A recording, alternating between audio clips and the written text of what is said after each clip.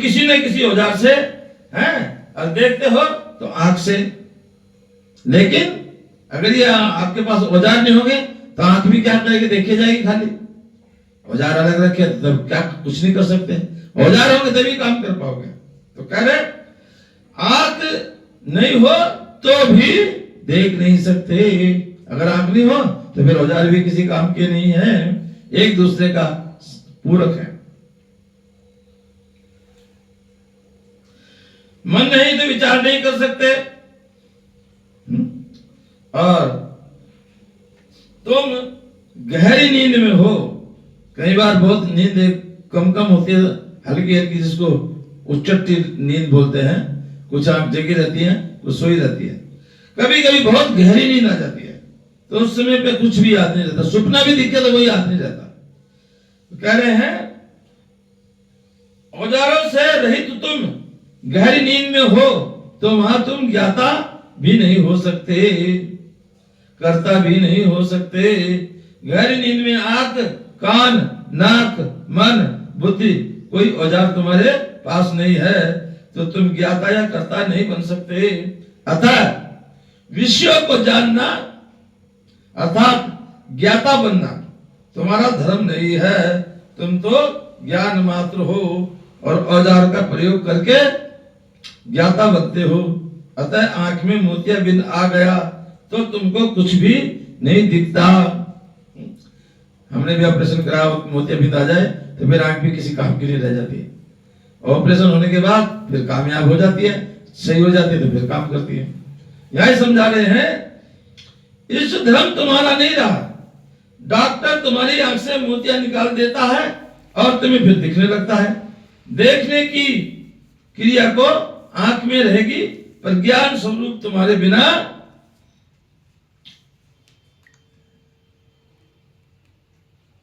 वह क्रिया नहीं हो सकती। जैसे बढ़ई के बिना सारे औजार रख दो तो वो कुर्सी मेज नहीं बना सकते। औजार सब है लेकिन बढ़ई नहीं है, दोनों एक दूसरे के पूरक है। यहां यही कह रहे हैं क्या, ज्ञान स्वरूप तुम होंगे तो आंख देखेगी, अगर तुम होंगे कान सुनेगा, नाक सूंघेगी, सभी इंद्रिय अपना अपना काम करेंगे। पर जब चलाने वाला नहीं हो ज्ञान तब कैसे करेंगे। आंख के इलाज से देखने वाला नहीं, देखने वाला से पुनः देखने वाला हो जाता है। जो आंख का इलाज कर दिया, पहले नहीं दिख रहा था आंख से, तो जब उसका मोतियाबिंद साफ कर दिया, काट दिया, निकाल दिया, ऑपरेशन कर दिया, तो फिर वो आंख देखने लगी और देखने वाली हो गई जो बंद हो गई थी। अतः देखने का काम तो आंख का रहा, ज्ञान स्वरूप कुटस्थ का नहीं। परंतु ज्ञान स्वरूप कुटस्थ के न होने पर आंख कुछ भी नहीं कर सकती। आंख भी जब भी काम करेगी जब आपको ज्ञान होगा। क्षेत्र का अपना धर्म ज्ञान मात्र है और विषय को जानना नहीं, अर्थात ये ज्ञान स्वरूप है, वास्तु स्वरूप नहीं। औजारों का संबंध होने से वह ज्ञाता बनता है। इस विचार से निश्चित होता है कि जीव अविद्या स्वभाव वाला नहीं है, जीव तो विद्या वाला है।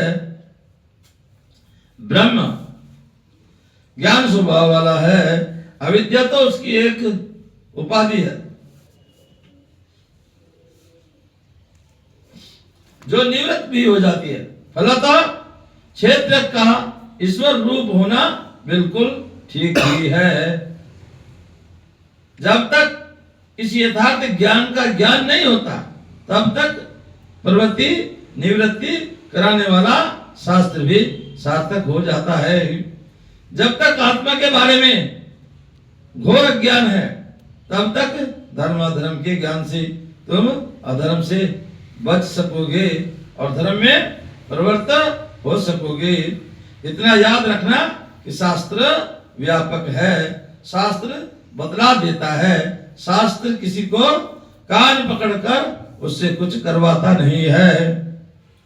शास्त्र आप पढ़ोगे, अध्ययन करोगे तभी तो काम में आएगा। बाकी कोई शास्त्र अपने आप जाकर के नहीं उठ के आपके पास पढ़ाने के लिए आएगा। कह रहे हैं बस इतना बतलाना है, शास्त्र उसका तात्पर्य इसमें नहीं है कि तुम करो।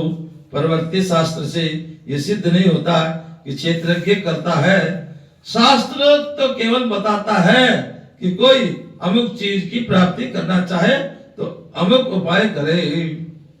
अब आपको अनाज चाहिए तो अनाज के लिए शास्त्र क्या कहेगा? भाई खेत जोतो, हल चलाओ, बीज बो, पानी दो, नराई गुड़ाई करो, तो फिर खेत में अनाज पैदा हो जाएगा। लेकिन खाली सोचते रहो करोगे नहीं तो कुछ नहीं होगा। कह रहे हैं अतः क्षेत्र को कर्ता भोक्ता मानने में कोई प्रमाण नहीं है, उसे अकर्ता उपभोक्ता मानना ही शास्त्र प्रमाण से संगत है। अविद्या दशाओं के आधार पर ही शस्त्रादि व्यवस्था के बारे में आत्मविश्वासियों को स्वीकार करनी पड़ती है, चाहे द्वैतवादी हो या अद्वैतवादी हो। मुक्त होने के बाद संसारी व्यवहार नहीं रहता, ये सभी आत्मज्ञानी मानते हैं।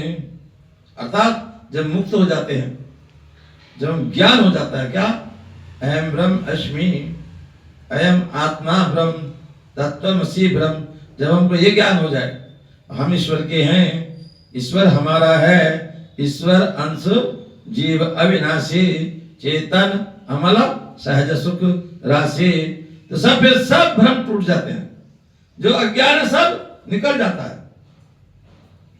ये सभी आत्मवादी भी मानते हैं और ये भी मानते हैं कि जब तक मुक्त नहीं होते तब तक सारा व्यवहार रहता है। अर्थात ज्ञानी होने का मतलब ये नहीं कि काम नहीं करो, भक्त होने का मतलब ये नहीं कि आलसी होकर बैठ जाओ। अपना कर्तव्य कर्म का पालन करना चाहिए। भगवान को तो कुछ करना शेष नहीं है, लेकिन भगवान भी हमेशा कुछ न कुछ अपने हिसाब से कार्य करते रहते हैं, सृष्टि की रचना करते हैं, सृष्टि की पालना भी करते हैं। दोनों बातें सभी आत्मवादियों को माननी पड़ती है। अतः ये भेद अविद्या और विद्याकृत है। विद्या और अविद्या यहाँ पे कह रहे हैं जानना या ना जानना।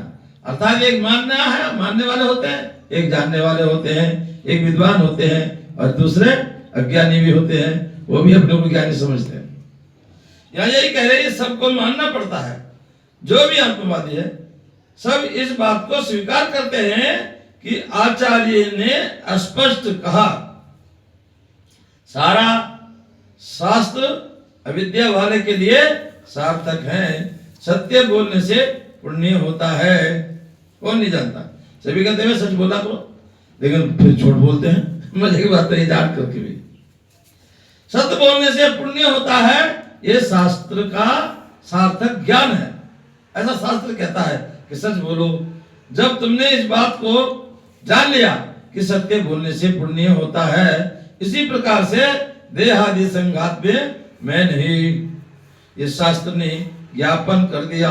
और ये बात तुमने जान ली, सारा की प्रवृत्ति और निर्वृत्ति शास्त्र देहादि को लेकर ही है। बहुत ही विचारने का विषय है ये। सिर्फ सन्यासी में और गृहस्थी में इतना ही भेद होता है। सन्यासी निवृत्ति मार्ग पर चलता है, सब कुछ होते हुए भी भगवान का समझ के चलता है, काम सारे करता है। बोलो हम क्या है, झाड़ू नहीं लगाते, पूजा नहीं करते, या रोटी नहीं बनाते, सारे काम तो करते हैं, लेकिन ईश्वर का समझ के। वही जो गृहस्थी होता है वो सबको अपना समझ के चलता है। ये मकान मेरा है, हरण्य मेरा है, उसका मेरापन होता है। लेकिन जो निवृत्ति मार्ग वाले हैं वो सब भगवान का समझते हैं और भगवान का समझ के ये सब कार्य करते हैं। ये तुम नहीं हो तो तुम्हारे लिए शास्त्र की कोई जरूरत भी नहीं है। इसलिए क्षेत्रज्ञ को जब हमने ईश्वर रूप समझ लिया तब शास्त्र हमारे लिए जरूरी नहीं रहा। जब तक हमने नहीं जाना तब तक वह जरूरी था। जैसे छोटा बच्चा जब स्कूल में पढ़ने जाता है तो उसको तख्ती देते हैं जिस पर वो लिखना सीखता है। जब 2-3 क्लास में पहुंच जाता है तो फिर उसको स्लेट दे देते हैं, फिर वो खड़िया से लिखना शुरू कर देता है। यहाँ यही कह रहे हैं, तो धीरे धीरे जब वो सीख जाता है, अर्थात जब आपको ये ज्ञान हो जाए ईश्वर मेरा है और मैं ईश्वर का हूं, अयम आत्मा ब्रह्म तत्वमसि ब्रह्म, तो फिर आपको कुछ करना शेष नहीं रहता। फिर जो भी करेगा ईश्वर करेगा, जो वो कहे उसके अनुसार आप अपना कार्य करते रहिए। इसी को निवृत्ति मार्ग कहते हैं। वो किसी बंधन में फिर नहीं बनता। इन्हीं शब्दों के साथ आज का प्रवचन सत्संग संपूर्ण